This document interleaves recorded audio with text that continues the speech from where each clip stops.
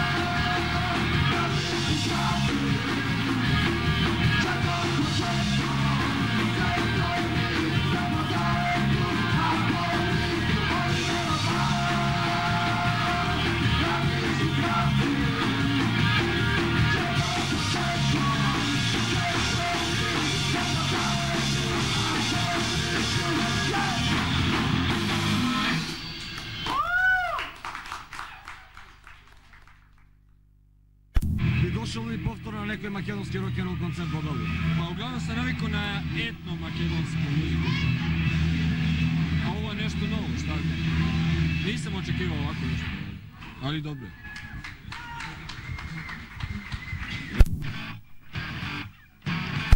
Задоволни. Делом да се рече задоволни сме, пошто и пред тоа имаше мал умор од свирката во Крк, што имаше Хрватска, па така ни се фати за еден ден после патување во Белград, така мал се преморени, стигнавме таму, али окей, организацијски не беше баш некој задоволително ниво, али во секој случај се организиравме некако да направиме секакви напори за да помине тоа добро. И во врска со звучувањето не беше баш некој најсреќно звучување, али во секој случај пак направивме некои напори така за да звучи како подобро како што треба не само за нас, така и за String Forces и за Frontal Cortex.